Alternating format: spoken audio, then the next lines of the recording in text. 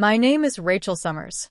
For the last 3 years, I believed I lived next to the perfect neighbor. Ethan Caldwell was the kind of man people admired quietly, mid-30s, tall, clean-cut, polite, and deeply private. He had that calm, mysterious air, the kind that made you wonder what stories he held. He once helped me carry groceries during a thunderstorm. We'd exchange casual hellos over the fence. To everyone on our street, Ethan was the kind of neighbor you hoped for. Quiet, respectful, and invisible when needed. But I always had this feeling. It wasn't fear. Just something in my gut that said, something's not right. Maybe it was how he flinched when children played too loudly, or how his curtains never opened. Ever. Even in summer, his house felt like a tomb. Then there was that smell, a rotting, sour stench that would sometimes seep through the shared vents. But I brushed it off. Everyone has their quirks, right? Until last Thursday night. I had forgotten my phone charger and rushed home from dinner with friends. It was close to midnight. As I pulled into the driveway, I noticed something strange. Ethan's front door was cracked open. Barely, but enough to notice. Something twisted in my stomach. Maybe he forgot to shut it? Or someone else had been inside. I told myself it wasn't my business until I heard it. A muffled cry. I froze. My instinct screamed to run or call the cops. But curiosity, or maybe adrenaline, pushed me forward. I nudged the door open. The stench hit me first, 10 times worse than before. The lights inside were dim. Shadows clung to every wall. I whispered, "Ethan?" But silence answered me. I moved through the eerily tidy house, heart hammering. And then, I saw them.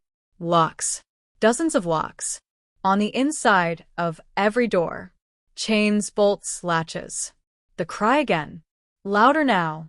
I followed the sound to a hallway. At the end, a door hung slightly ajar, chains dangling uselessly to the side. I pushed it open slowly, and what I saw will haunt me forever. A basement. Walls lined with red soundproof foam. Dozens of dusty VHS tapes, photographs, and handwritten journals filled shelves.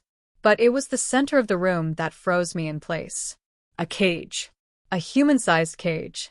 Inside was a woman, filthy, bruised, shaking. Alive.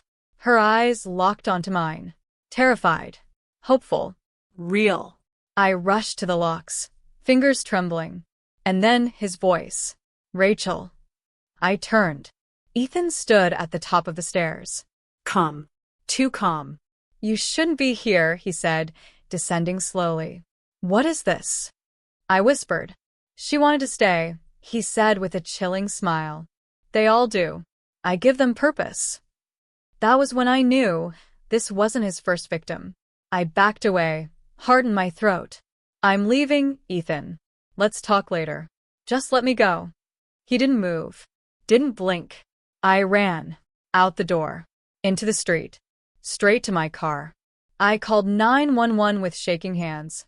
The police came fast. Ethan didn't resist. The woman, her name was Lily, had been missing for over a year. Her family thought she was dead. What followed shocked the entire neighborhood. Dozens of journals. Hundreds of tapes. Names. Faces. Some of the people were never found. And me? I still can't sleep through the night.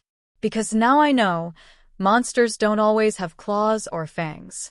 Sometimes they smile politely and help carry your groceries. Sometimes they live right next door. And you never really know someone until you find out what they're hiding behind closed doors.